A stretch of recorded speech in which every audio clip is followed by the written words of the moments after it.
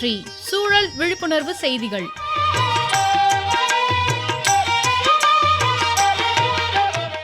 அன்புள்ள சுவாமிநாதன் சார் அவர்களுக்கு உங்கள் மாணிக்கம் எழுதும் மடல். நலம் நலமறிய ஆவல். நாமெல்லாம் மனித பிறவிகள், பிறந்துட்டோம். பிறப்பு என்பது ஒரு சடங்கு தான். இந்த நாட்டில் 130 கோடி மக்கள் இல்லையா? இவ்வுலகில் 600-700 கோடி மக்கள் இல்லையா? ஆக பிறப்பு என்பது ஒரு சடங்கு. ஆனால் அதே மனிதன் இறக்கும்போது ஒரு சாதனையாக சரித்திரமாக பேசப்படணும்னு நமது முன்னாள் குடியரசுத் தலைவர் டாக்டர் APJ அப்துல் கலாம் ஐயா சொல்லியிருக்காங்க. இவ்வுலகில் திட உணவை சாப்பிடாமல் ஒருவர் 15 நாட்கள் வரை உயிர் வாழ முடியும். அதே மாதிரி தண்ணி குடிக்காமல் 5 நாட்கள் வரை உயிர் வாழலாம். ஆனால் காற்று இல்லாமல் மூச்சு விடாமல் 5 நிமிடம் கூட ஒருத்தரால் வாழ முடியாது. அப்படியாப்பட்ட மூச்சு காற்று, அதாவது பிராணவாயுவின் அளவு நமது சூழலில் குறைய துவங்கியிருக்கு. கரியமில வாயு, கார்பன் டை ஆக்சைடின் அளவு அதிகமாயிட்டிருக்கு. இதற்கு மனிதனின் பேராசை, மேல்நாட்டு பழக்க வழக்க முறைதான் காரணம்னு சொல்லலாம்.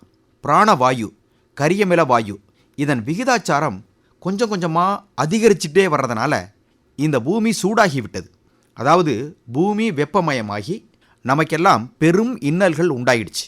சுவாமிநாதன் சார், நாம் சுவாசிக்க வேண்டிய ஆரோக்கியமான காற்றுல கார்பன் டை ஆக்சைடு, கரியமில வாயுவின் அளவு அதிகபட்சமாக 350 ppm தான் இருக்கணும். ஆனால் இப்போது எவ்வளவு இருக்குது தெரியுங்களா?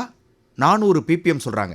அடுத்து வரக்கூடிய 7-10 ஆண்டுகளில் கார்பன் டை ஆக்சைடின் அளவு வளிமண்டலத்தில் 450 ppm என்ற அளவுக்கு உயரும்னு சூழல் ஆய்வாளர்கள் கணிக்கிறாங்க.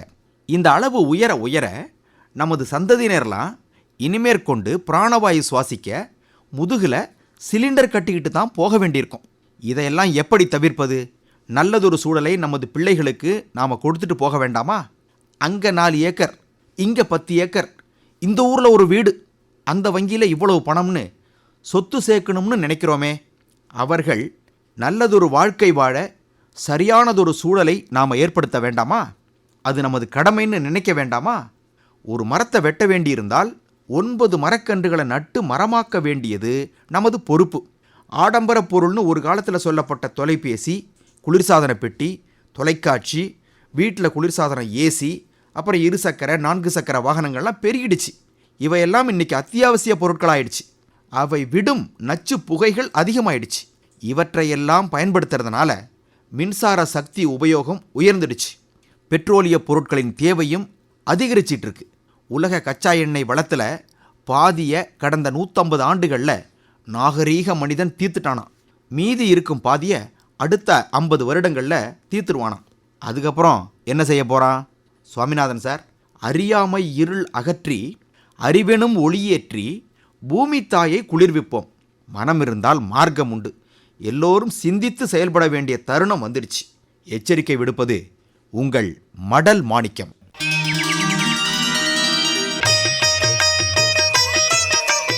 நம்மை சுற்றி சூழல் விழிப்புணர்வு செய்திகள் கேட்டீர்கள்.